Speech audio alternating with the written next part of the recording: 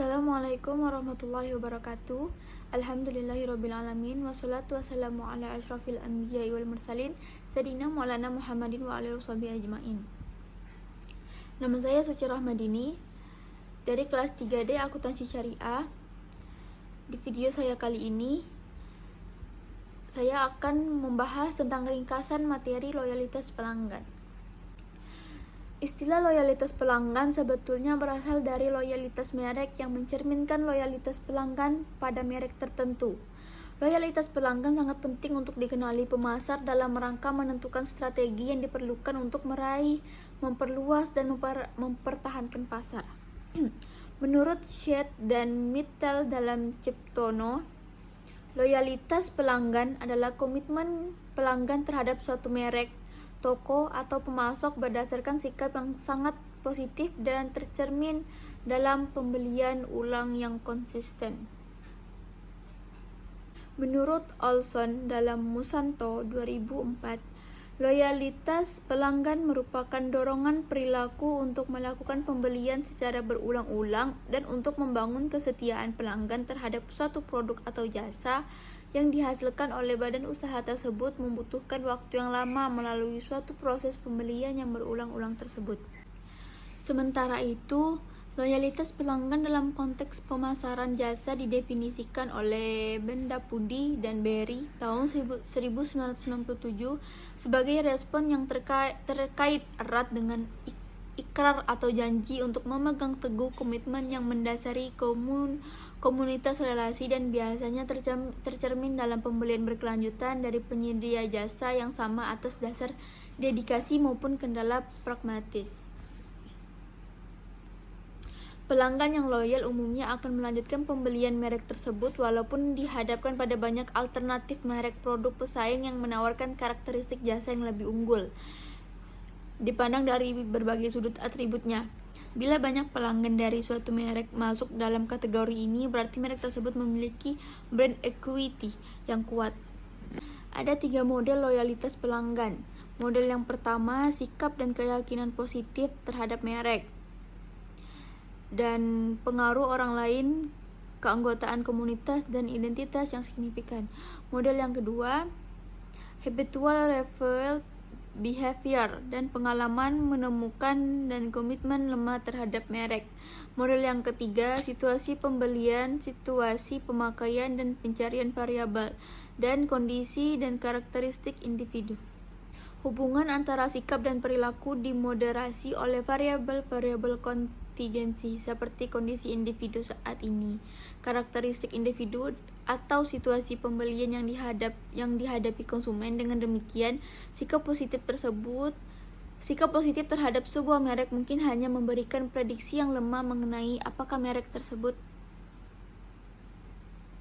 Klasifikasi loyalitas pelanggan: yang pertama, no loyalty. Yang kedua, spurious loyalty. Pentingnya pelanggan. Yang pertama, dasar dari orientasi pemasaran adalah hubungan pelanggan yang kuat. Menciptakan pelanggan yang loyal adalah inti dari setiap bisnis.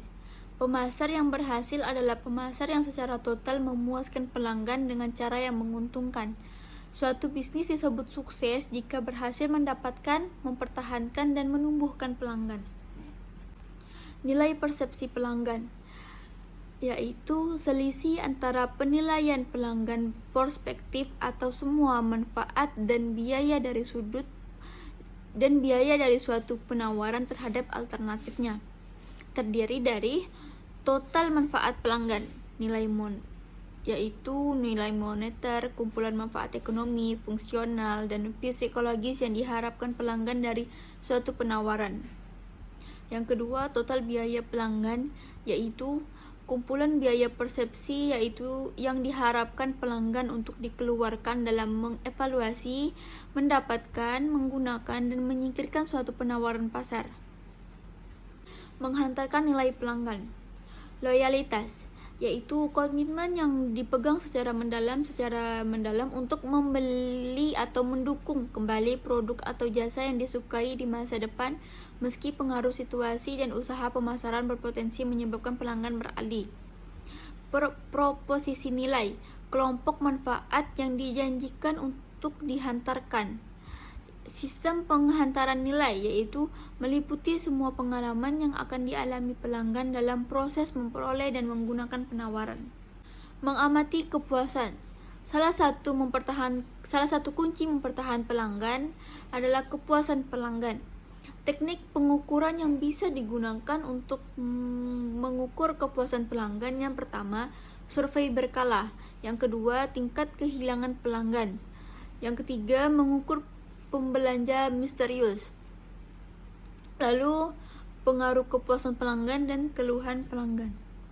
Manajemen hubungan pelanggan atau CRM adalah proses pengelolaan informasi rinci tentang pelanggan perorangan dan semua titik kontak pelanggan secara saksama untuk maksimalisasi loyalitas pelanggan.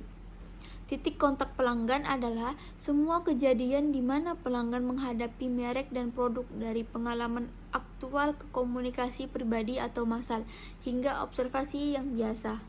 Cara meningkatkan nilai basis pelanggan. Perusahaan besar meningkatkan nilai basis pelanggan dengan strategi sebagai berikut. Yang pertama, mengurangi tingkat keberalihan pelanggan. Yang kedua, meningkatkan daya tahan hubungan pelanggan.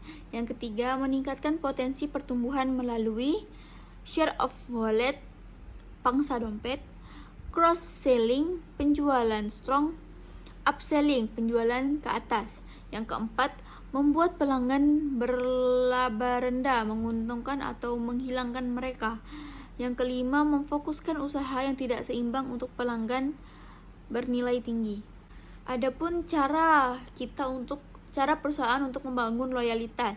Yang pertama, berinteraksi dengan pelanggan. Yang kedua, mengembangkan program loyalitas. Yang ketiga, mempersonalisasikan pemasaran. Yang keempat, menciptakan ikatan institusional. Baiklah, hanya ini yang dapat saya sampaikan. Kurang lebihnya saya mohon maaf. Wassalamualaikum warahmatullahi wabarakatuh.